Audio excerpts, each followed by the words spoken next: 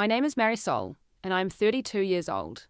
I still remember standing in front of my bedroom mirror that evening, smoothing down the fabric of my ruby red gown, believing I was about to be the perfect wife at my husband's company gala. I had no idea that within hours the man I loved would stand on a stage and tell 300 people I was worth exactly $5. What happened next changed everything I thought I knew about love, marriage, and my own worth. Before we dive into this story, I would love to know where you are watching from tonight. Drop your city or country in the comments below. If stories about standing up for yourself and discovering your true value speak to you, please hit that like button and subscribe to join our community. Now let me take you back to where it all began. I met Derek at a business conference in Chicago 7 years ago. Back then, he was just a regular sales representative at a mid-sized firm, hungry and ambitious, but without the polished exterior he would later develop. I was working as a marketing coordinator for a cosmetics company, and we happened to be seated at the same table during a networking luncheon. He had this way of looking at me like I was the only person in a room full of hundreds. When he laughed at my jokes, it felt genuine.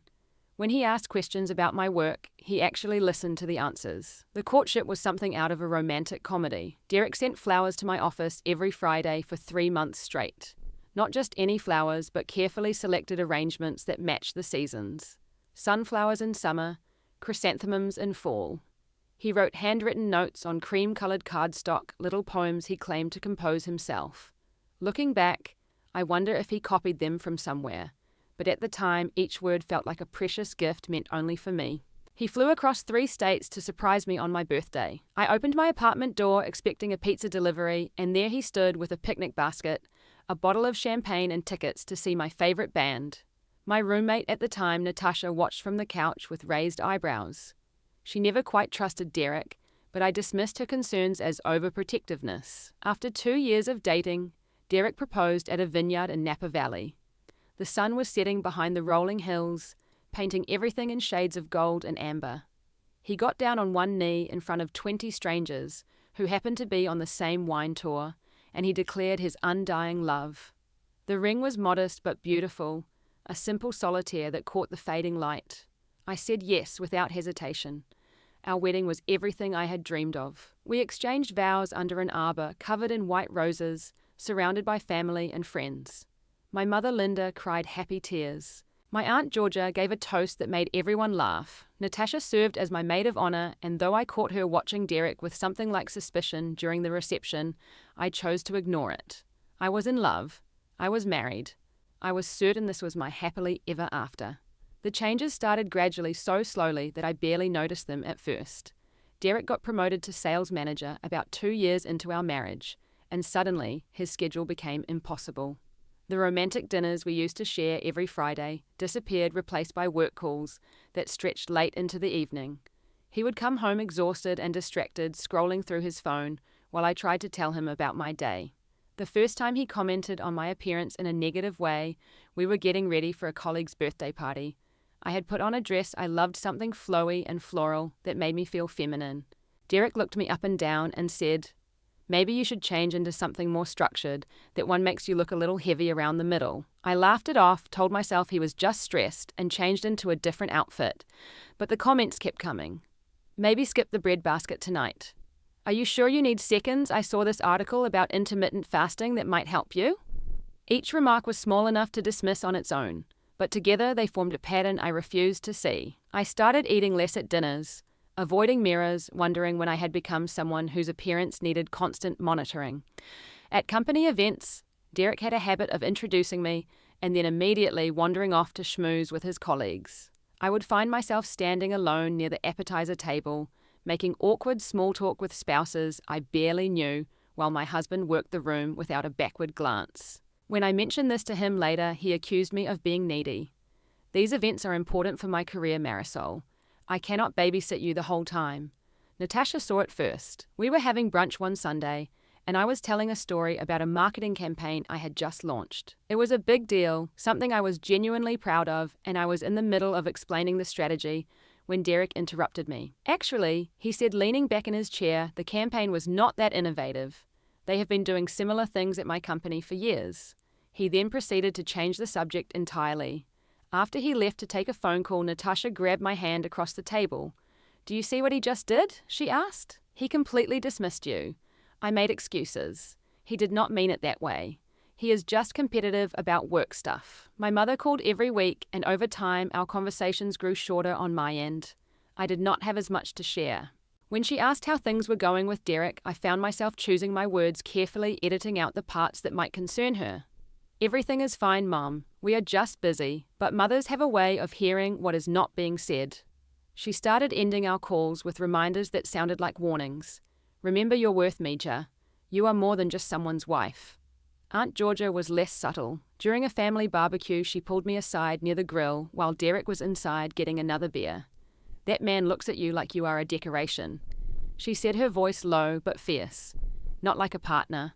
Not like someone he respects. I have seen that look before, Marisol. It does not get better. I told her she was being dramatic. Derek loved me. He just had a different way of showing it. The turning point I failed to recognize came 6 months before the gala. I was offered a promotion to Vice President of Marketing at Lumiere Cosmetics. It was a huge opportunity, the kind of career milestone I had been working toward for years. When I told Derek, I expected him to be proud. Instead, his face clouded over. That is a lot of extra hours, he said. What about my events? You know how important it is for you to be there. I need you available, Marisol, not buried in work. I turned down the promotion. I told myself it was my choice, that I was prioritizing our relationship, that there would be other opportunities. But deep down, I knew I had made myself smaller to fit into the space Derek allowed me to occupy. I just was not ready to admit it yet. The Wellington and Associates annual charity gala was the event of the year in the financial world. Derek had been talking about it for months, emphasizing how crucial it was for his career. Jonathan Wellington, the founder and CEO, personally attended every year.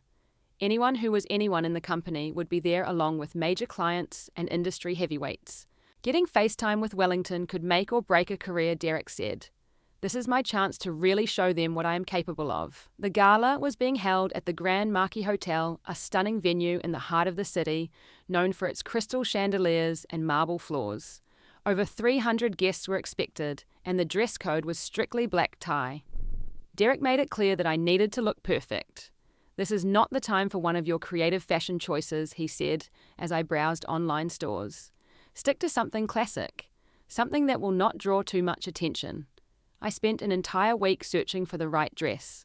I wanted something that would make me feel beautiful while also meeting Derek's impossible standards. Finally, I found it at a boutique in Midtown, a floor-length gown in deep ruby red elegant and fitted with delicate beading along the neckline. When I tried it on, the sales associate gasped. "You look like a movie star," she said. I bought it on the spot along with a pair of Jimmy Choo heels that cost more than my first car. On the day of the gala, I booked appointments for hair and makeup at a salon Derek's female colleagues had recommended. The stylist pinned my dark brown hair into an elegant updo, leaving a few soft tendrils to frame my face. The makeup artist gave me a classic look, smoky eyes, and red lips to match my dress. When I looked in the mirror, I barely recognized myself. For the first time in months, I felt genuinely beautiful. I walked into our bedroom to show Derek, expecting some kind of reaction. He was adjusting his bow tie in the mirror and barely glanced over. "You look fine," he said. "Let us go. We are running late." That was it. No compliment, no smile, not even a second look. Fine. I swallowed my disappointment and followed him to the car. The drive to the Grand Marquis was tense. Derek ran through a list of instructions like he was briefing an employee, rather than spending an evening with his wife. Do not talk too much about your work. These people do not really care about cosmetics marketing. If Wellington or his wife approaches us, let me take the lead.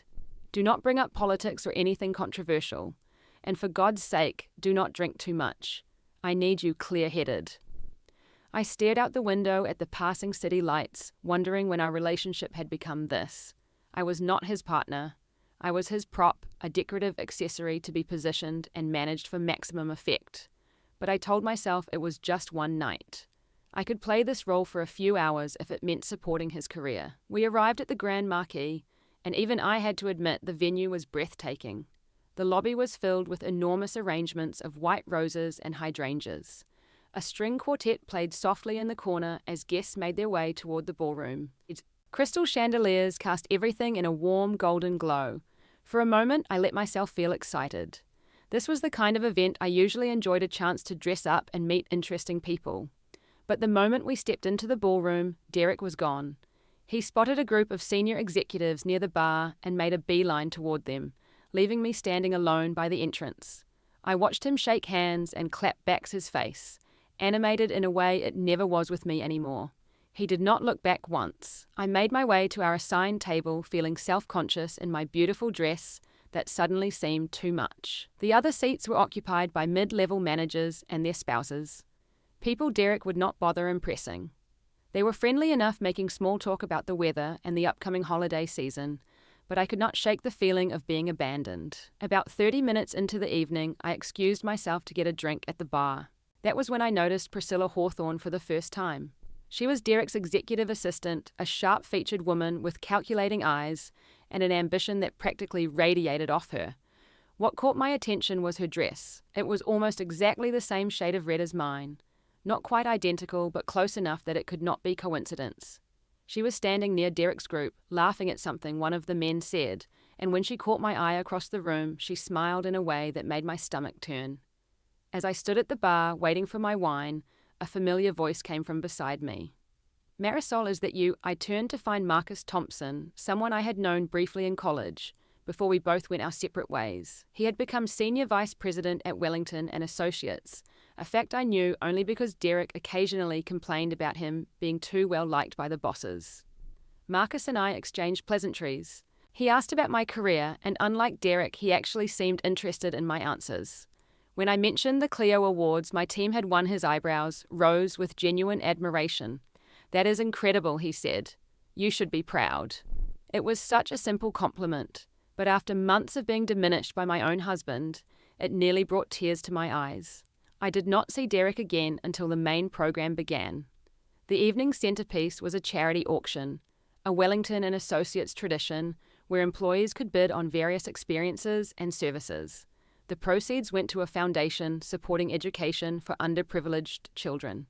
Items on the block included a week at a Hamptons beach house, courtside tickets to a Knicks game, a private dinner prepared by the Wellingtons themselves. The atmosphere was festive, with people raising their numbered paddles and laughing as the bids climbed higher. I returned to my seat, finally feeling a bit more relaxed. The wine had helped, and the auction was entertaining. I even placed a small bid on a spa package, though I was quickly outbid by a woman across the room. Derek appeared at our table, briefly checking his phone before disappearing again without a word. The auction was winding down when the MC announced there was one final item, a surprise addition to the evening's offerings. I did not think much of it. These events often had unexpected bonuses.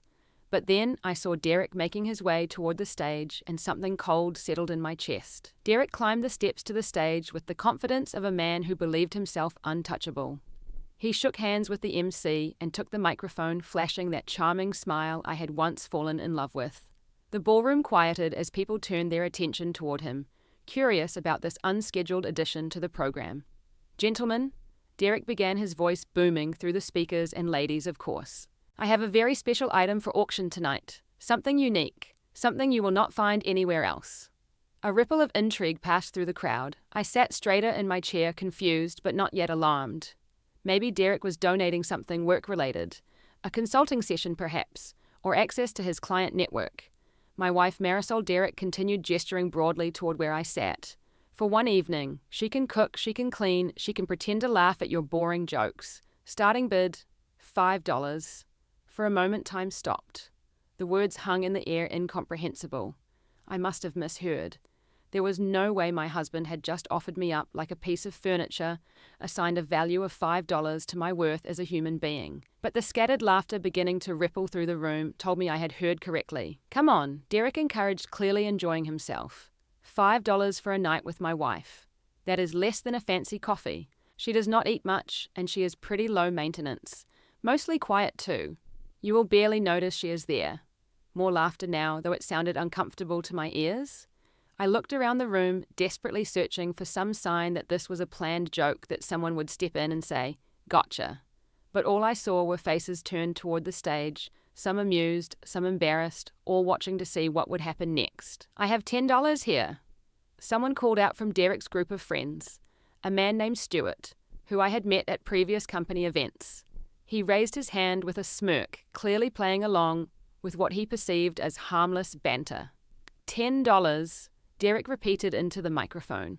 Do I hear 15? Come on, people, this is for charity. My wife is at least worth $15. At the head table, I could see Jonathan Wellington sitting with his wife Caroline. Neither of them was laughing. Jonathan's face was carefully neutral, the expression of a man who has seen too much to be easily shocked, but who was clearly taking mental notes. Caroline had set down her champagne glass and was watching the scene with something that looked like cold fury.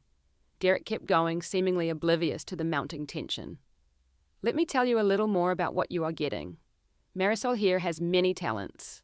Last month she managed to burn a pot of water. True story. And for our anniversary she forgot to make reservations at my favorite restaurant, so we ended up eating at a fast food place. Romantic, right? Each word was like a small knife. I sat frozen in my chair, unable to move, barely able to breathe. These were private moments exaggerated and twisted into public ridicule. The pot of water incident had been a joke between us, something we had laughed about together. Now Derek was using it as ammunition in his campaign to humiliate me. Priscilla Hawthorne was laughing openly, her hand covering her mouth in a gesture of false delicacy. The man next to her elbowed his companion and whispered something that made them both snicker. Others in the room shifted uncomfortably in their seats, exchanging uneasy glances. So who wants her? Derek asked, spreading his arms wide. $5 anyone, I will even throw in her car keys. Just bring her back by midnight, or do not. I am flexible. Marcus Thompson had risen from his seat. He stood near the back of the room, his jaw tight, looking like he wanted to intervene, but was not sure how. Bradley Whitmore, the company CFO, shook his head slowly and stared down at his plate. The string quartet had stopped playing.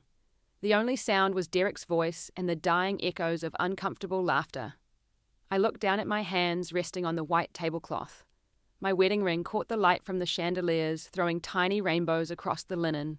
I thought about all the years I had spent building this marriage, all the compromises I had made, all the pieces of myself I had given away, trying to be the wife Derek wanted. And for what to be worth $5 in his eyes. Less than the appetizers sitting untouched on my plate. My mother's voice echoed in my memory. Never let anyone make you feel like you are worth less than you are. She had told me that when I was 16, crying over a boy who had broken my heart. I had not understood then what she really meant. I understood now. I took a deep breath, feeling something shift inside me. Something that had been sleeping for too long finally woke up. I pushed back my chair and stood. The movement drew attention from the tables around me, and gradually the rest of the room noticed. A hush fell over the ballroom as people realized the wife who had just been publicly auctioned was about to do something. Derek saw me standing and his smile widened. He probably thought I was going to play along, that I would walk up to the stage and pretend to find this whole thing as funny as he did. That was what the old Marisol would have done. Smile through the pain, keep the peace, protect his ego at the expense of her own dignity. But I did not walk toward the stage. Instead, I turned and moved between the tables with deliberate calm, my Jimmy Choo heels clicking against the marble floor. Each step felt powerful, purposeful. The red of my dress caught the light as I passed, and I held my head high. I was not running away. I was walking towards something. I stopped at the head table directly in front of Jonathan and Caroline Wellington. The room held its breath. Even Derek fell silent on the stage, his microphone hand dropping slightly as confusion flickered across his face. "Mr. Wellington, Mrs. Wellington," I said, keeping my voice steady despite the earthquake happening inside my chest. "I apologize that you had to witness that. I married that man believing he saw me as his equal, as his partner. Tonight, I learned the truth about how he values me and how he values the women in his life in general." Caroline Wellington looked at me with an expression I could not quite read. Respect, perhaps. Recognition. She gave an almost imperceptible nod. Jonathan Wellington leaned forward slightly, his silver hair gleaming under the chandeliers. "What is your name, young lady Marisol?" I replied. "Marisol Castellano. I am the Senior Marketing Director at Lumia Cosmetics. My team led the campaign that won 3 Clio Awards last year. I speak 4 languages fluently. I graduated summa cum laude from Columbia University. And my husband just told 300 people that I am worth $5. A murmur rippled through the crowd. I heard gasps, whispers, the shifting of bodies in seats. On stage, Derek had lowered the microphone completely. His face was red, whether from embarrassment or anger I could not tell. Caroline Wellington reached out and touched my arm gently. "My dear," she said, her voice carrying through the silent room, "you do not owe anyone an apology tonight, least of all us. Marisol, honey." Derek's voice came through the speakers, strained with false joviality. "It was just a joke." "Come on, do not be so sensitive." He laughed nervously and looked at the crowd. "See what I mean? Women right." No one laughed with him this time. The silence stretched uncomfortable and damning. Marisol Derek tried again, setting down the microphone and stepping toward the edge of the stage. "Let us just sit down and enjoy the rest of the evening." I did not mean anything by it. I still did not look at him. Instead, I kept my eyes on Jonathan Wellington. "Mr. Wellington, I said there is something I think you should know about your sales manager." Jonathan raised an eyebrow, waiting. Over the past 6 months, I continued, Derek has missed several important client meetings because he was on golf trips that he did not report to the company. He told me about them, thinking I found it amusing. He also mentioned something he calls manipulating the numbers to make his sales figures look better than they actually are. I am not an expert in finance, but I thought perhaps you might want to look into the Henderson account from last quarter. The numbers there might be interesting. The color drained from Derek's face. He stood frozen on the stage like a man watching his entire life crumble in slow motion. Several people were now openly staring at him, with expressions ranging from shock to barely concealed satisfaction. Bradley Whitmore, the CFO, had pulled out his phone and was typing rapidly. Marcus Thompson caught my eye from across the room and gave me the smallest of nods. I reached down and gently removed my wedding ring, the one Derek had placed on my finger 5 years ago, with promises of eternal love and partnership. The simple solitaire caught the chandelier light one final time. I set it on the table in front of the Wellingtons with a soft click. "This ring cost $12,000, I said. That is what Derek thought I was worth on our wedding day. Tonight, he decided I am worth 5. I think I will keep my own appraisal of my value from now on." I stood straight and met Caroline Wellington's eyes. "Thank you for your kindness," I said, "and I am sorry this evening was disrupted." Then I turned and walked toward the exit. I did not run. I did not hurry. I walked with the same deliberate grace I had used to approach the Wellingtons, letting every step echo through the silent ballroom. Behind me, I could hear Derek finally finding his voice, calling my name with increasing desperation, but I did not look back. The heavy doors of the Grand Marquise closed behind me with a soft thud, and I stepped into the cool night air. For the first time in years, I felt like I could breathe. I stood on the sidewalk outside the hotel and pulled out my phone with trembling hands. The adrenaline was still coursing through my veins, making my fingers clumsy as I scrolled to Natasha's number. She answered on the second ring. "Marisol, what is wrong? I need you to come get me," I said. "I am outside the Grand Marquis Hotel. I will explain everything when you get here. I am on my way." She did not ask any more questions. That was the thing about Natasha. She had been waiting for this call for years, probably had a go bag ready for exactly this scenario. "I will be there in 20 minutes. Stay somewhere public and visible." I waited near the valet station, watching town cars pull up to deposit well-dressed guests for some other event happening in the hotel. Each time the doors opened behind me, I tensed, expecting Derek to come charging out. But he did not appear. I wondered what was happening inside. Probably damage control. Possibly career implosion. Natasha's car pulled up exactly 18 minutes later. I climbed into the passenger seat, and before I could say anything, she had wrapped me in the most awkward across-the-console hug imaginable. "I have been waiting for this day," she whispered into my hair. "I am so proud of you." The drive to her apartment was mostly quiet. I stared out the window at the passing city, feeling strangely detached from reality. Did that really happen? Did I actually walk out on my husband in front of 300 people? Did I just hand my wedding ring to the CEO's wife? "You did all of that," Natasha confirmed, apparently reading my mind. And from the text updates I am getting from Marcus Thompson, who I guess was at the same party you also potentially destroyed Derek's career with some very specific accounting allegations. I turned to look at her. "You know Marcus. We dated briefly in college, way before you met him."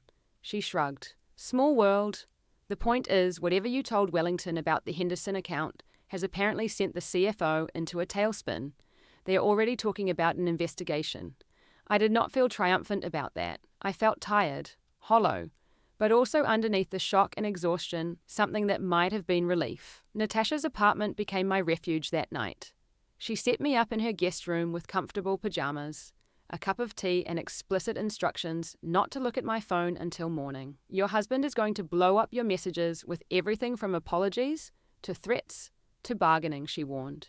You do not need to see any of that right now. Just rest. We will deal with everything tomorrow. I did not sleep much. I lay in the unfamiliar bed, staring at the ceiling, replaying the evening over and over. Derek's voice through the microphone. The laughter that was not really laughter. The way Caroline Wellington had touched my arm with something like solidarity. The weight of the ring leaving my finger. In the morning, Natasha handed me her phone with a grim expression. It is all over Twitter, she said. Someone at the party filmed the whole thing. You're kind of going viral. I watched the video with a strange sense of detachment. There was Derek on stage making his jokes about my worth. There I was, a tiny figure in red, walking between tables. The audio was not great, but you could hear enough to understand what was happening.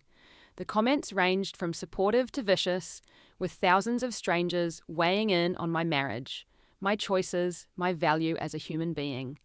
I handed the phone back. I cannot deal with this right now. You do not have to. Natasha took the device and set it aside. Right now you need breakfast coffee and probably a very good lawyer. As if on cue, her phone buzzed with a text. She glanced at it and smiled. Speaking of which, my colleague Jessica Kim specializes in high net worth divorces. She has an opening this afternoon if you want to talk. The weeks that followed were a blur of legal consultations, paperwork, and difficult conversations. Derek's attempts to contact me evolved exactly as Natasha had predicted. First came the apologies, desperate voicemails, swearing he had not meant it, that he loved me, that we could work through this. Then came the anger texts, accusing me of overreacting, of humiliating him, of trying to destroy his career out of spite. Then the bargaining emails promising to change, to go to couples therapy, to do whatever it took to win me back. I read none of them in real time. I saved them all for my lawyer, who documented every message as evidence of his character. 2 weeks after the gala, I received a phone call from Marcus Thompson. He was careful to keep things professional, but his voice held a note of satisfaction when he shared the news. Derek has been terminated, he said. The investigation into the Henderson account found significant irregularities. He was falsifying sales numbers to meet quarterly targets. There is talk of potential fraud charges, though that is not confirmed yet. I absorbed this information quietly. What about Priscilla Hawthorne? Also terminated.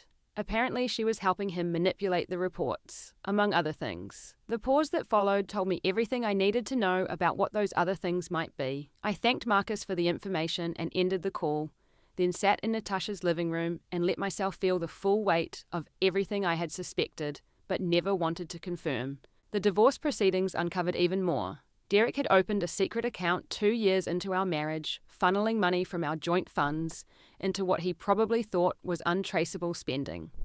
Credit card statements showed jewelry purchases, hotel rooms, expensive dinners, none of which had been for me. The timeline matched up perfectly with Priscilla's employment start date. When I first saw the evidence spread across Jessica Kim's conference table in neat piles of documentation, I expected to feel devastated. Instead, I felt something closer to validation. Every instinct I had suppressed, every concern I had dismissed, every warning sign I had explained away, all of it had been real. I was not crazy. I was not oversensitive. I had been married to a man who had betrayed me in every possible way. Derek called me one final time about a month after everything fell apart. His name appeared on my screen while I was having coffee with my mother at her house in Connecticut, and against my better judgment, I answered. "You ruined my life," he said, his voice bitter and small. "Everything I worked for, everything I built, you destroyed it all because you could not take a joke." I listened to him rant for a moment, feeling nothing but a faint sense of pity. When he finally paused for breath, I spoke calmly. "No, Derek, you ruined your own life. You chose to humiliate me publicly. You chose to steal from our marriage. You chose to lie and cheat and manipulate. I just stopped being your accomplice." I hung up before he could respond and blocked his number. It was the last time we ever spoke. The first month after leaving Derek was the hardest. I moved into my mother's house in Connecticut, into my childhood bedroom that still had faded posters from my teenage years on the walls. Every morning I woke up disoriented, reaching for a husband who was no longer there, then remembering everything in a rush that knocked the breath out of me. My mother Linda was patient in ways I had not expected. She did not push me to talk, did not fill the silence with advice or platitudes. She simply made sure I ate, that I slept, that I knew I was loved. Some nights we would sit on the back porch together, wrapped in blankets, watching the stars appear one by one. She told me about her own divorce, something she had rarely discussed when I was younger. Your father was not a bad man. She said, her voice soft in the darkness, but he made me feel small. Every day, in little ways, he chipped away at who I was until I barely recognized myself. Leaving him was the hardest thing I ever did. It was also the best thing. I reached for her hand in the darkness. How did you know it was time to go? When I realized I had stopped asking myself if I was happy and started asking myself if I could survive. She squeezed my fingers. That is not a question anyone should have to ask in a marriage. Aunt Georgia arrived for a weekend visit and immediately set about dragging me out of my cocoon of grief. Enough moping, she declared on Saturday morning, pulling open the curtains in my room. We are going hiking, fresh air and exercise, nature's antidepressants. I protested, but Georgia was not someone who took no for an answer. We drove to a nearby state park and spent the morning on a trail that wound through autumn-colored trees.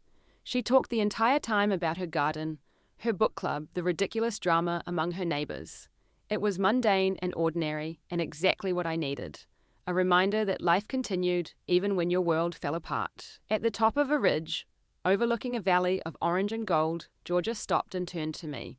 I never liked him, you know. Derek. From the first time I met him, something felt off. Why did you not say anything? She laughed, but it was not unkind. Would you have listened? You were so in love, so certain he was the one. Sometimes people have to learn things for themselves. The important part is that you learned. You got out, and now you get to figure out who you are without him. Natasha flew in every 2 weeks, arriving with bottles of wine and recommendations for terrible reality television shows. We would curl up on my mother's couch and watch people make dramatically bad decisions while eating too much popcorn. She never made me talk about Derek unless I wanted to, but she was always there when I did, listening without judgment. I went back to work after 6 weeks, dreading the pitying looks and whispered conversations I was sure would follow me through the office. Instead, I found something unexpected: support. My team had seen the viral video. They knew what had happened, and rather than making me feel exposed, they rallied around me with a fierceness that brought tears to my eyes. The VP of Marketing position is still open, my boss mentioned during my first week back. If you are interested. I was interested. More than interested. I threw myself into the application process with energy I had not felt in years. This time there was no husband to tell me I was needed at his events, no guilt about prioritizing my career. I was free to want things for myself again. I got the promotion. When my CEO announced it in front of the entire company, I stood at the podium accepting the applause and felt something shift inside me. Pride.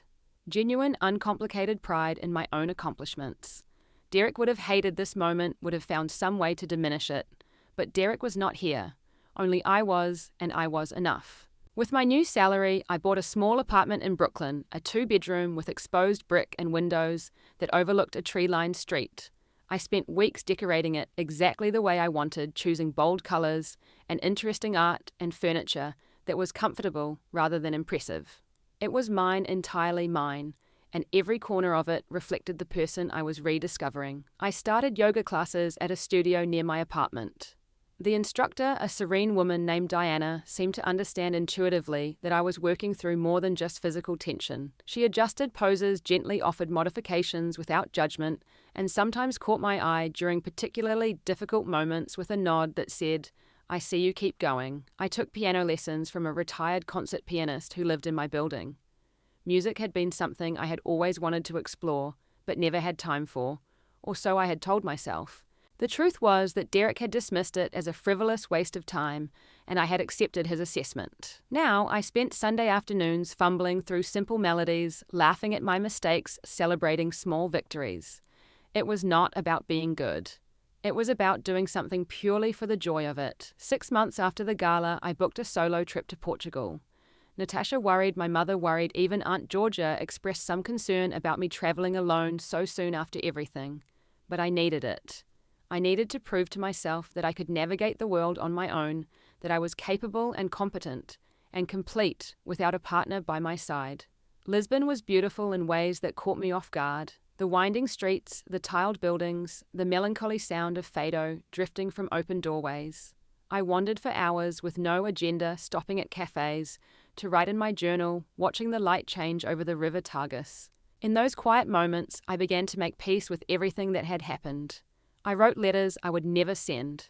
To Derek, full of things I should have said years ago. To the version of myself who had stayed too long forgiving her for not knowing what she did not know. To the future, me, whoever she might become, promising to trust her instincts and protect her heart without closing it off entirely. On my last night in Portugal, I sat on a rooftop terrace, watching the sunset paint the city in shades of pink and gold. A musician somewhere below played a mournful guitar, and for the first time since leaving Derek, I let myself cry without trying to stop. I cried for the marriage I had lost, for the years I had spent diminishing myself for the woman I was still learning to become. And when the tears finally slowed, I felt lighter than I had in years. Back in New York, I started volunteering at a shelter for women escaping domestic violence. My situation had been different from theirs in many ways, but there were also deep similarities. The way being devalued by a partner could erode your sense of self, the fear of leaving the long road to rebuilding afterward. I shared my story when it was helpful, listened to theirs, and watched woman after woman find the strength to choose herself. Marcus Thompson and I developed an unexpected friendship. He reached out a few months after the gala, initially just to check in, then with increasing regularity. We had coffee, then dinner, then started attending industry events together. He never pushed for more than friendship, and I was grateful for that. I was not ready for romance, might not be for a long time. But having a man in my life who treated me with genuine respect reminded me that such men existed. The divorce was finalized 1 year after the gala, almost to the day. I signed the final papers in Jessica Kim's office, then walked out onto the busy Manhattan street and stood still for a moment, letting the city flow around me. I was no longer Derek's wife. I was no longer that woman who had stood frozen while her husband auctioned her off for less than the price of a latte. I was someone new, someone I was still getting to know. I am standing on my Brooklyn balcony as I tell you this story, watching the sun set behind the city skyline. A full year has passed since that night at the Grand Marquis Hotel, and I barely recognize the woman who put on that ruby dress and hoped to be the perfect wife. The divorce is final now. I signed the papers last week with no hesitation, no second thoughts. I kept what was mine, asked for nothing that was not rightfully owed, and walked away clean. Derek, from what I hear through mutual acquaintances, is selling insurance somewhere in New Jersey these days. No more corner office, no more corporate events, no more wife to devalue in front of colleagues. Priscilla left him within weeks of their joint termination, apparently unwilling to attach herself to a sinking ship. I do not feel vindicated by his downfall. I thought I would in those raw early days when the anger still burned hot. But somewhere along the way, the anger faded into something more like indifference. Derek's life is his own now. Whatever happens to him has nothing to do with me. Last month at a charity fundraiser for the arts, I found myself face to face with Caroline Wellington. She crossed the room specifically to speak with me, her silver hair perfectly styled, her eyes warm with recognition. "Marisol," she said, clasping my hands in hers. "I have thought about you so often this past year. How are you doing?" I told her the truth. "I am doing well. Better than I imagined I could be." She nodded like she had expected this answer. "You know that night at the gala changed things at Wellington and Associates. Jonathan created a new committee to examine workplace culture, specifically how spouses and partners are treated at company events. Your courage inspired real change. I had not known this. For a moment I was speechless. Finally, I managed to thank her. "Do not thank me," Caroline said firmly. "You did the hard part. You stood up. Everything that followed came from that single act of self-respect." Her words stayed with me long after the event ended. I had spent so many months focused on my own healing that I had not considered how my actions might have rippled outward. But that was the thing about standing up for yourself. It gave other people permission to do the same. I think about what I have learned in the year since that night. The lessons came slowly, painfully, like muscles rebuilding after a long illness. But they are part of me now, woven into the fabric of who I am becoming. I learned that your worth is not determined by how others value you. Derek saw me as $5 worth of convenience and compliance. That was his failure of vision, not my failure of worth. I was always valuable. I just stopped believing it for a while. I learned that leaving is not giving up. For years, I thought staying compromising, accommodating was strength. I thought I was fighting for my marriage by shrinking myself to fit into it. But real strength was walking away from something that was destroying me, even when it was terrifying, even when I did not know what came next. I learned that the right people will see you clearly. My mother, Aunt Georgia, Natasha, they saw what I could not. They held space for me until I was ready to see it too. And when I emerged from the wreckage of my marriage, they were there to welcome me back to myself. I learned that healing is not linear. Some days I still wake up angry. Some nights I still cry over what I lost. But those moments come less frequently now, and when they do, I let them pass through me like weather. They are not who I am. They are just what I am processing.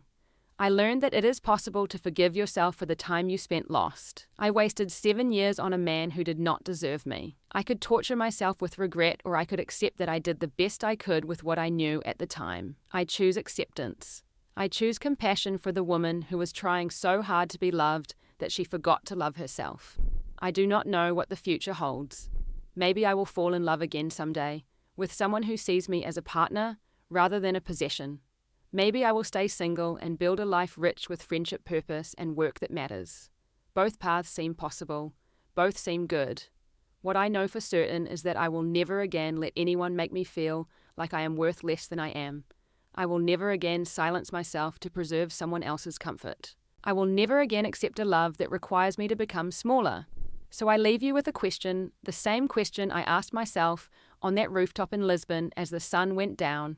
What is your worth, not in dollars, not in how others see you, but in how you allow yourself to be treated? Are you accepting less than you deserve? Are you shrinking to fit into spaces that were never meant to hold all of who you are? If you know that it is not too late, it is never too late. You can choose yourself. You can walk toward the life you deserve. You can leave behind anyone who cannot see your value. It will be hard. It will be painful. But on the other side of that pain is a freedom you cannot imagine until you taste it. I am living proof. If this story touched something in you, I would love to hear from you. Leave a comment below and tell me. Have you ever had to stand up for your own worth? What did that moment look like for you? Your stories matter. Your experiences matter. You matter. If you found value in this story, please give it a like and share it with someone who might need to hear it today. Subscribe to this channel so you do not miss the next story. And remember, no matter what anyone tells you, no matter how they try to diminish you, you are worth far more than $5. You are worth everything. Thank you for being here with me tonight. Thank you for listening. And wherever you are in your journey, I am sending you strength, courage, and the deepest belief in your own worth. Until next time, take care of yourself. You deserve it.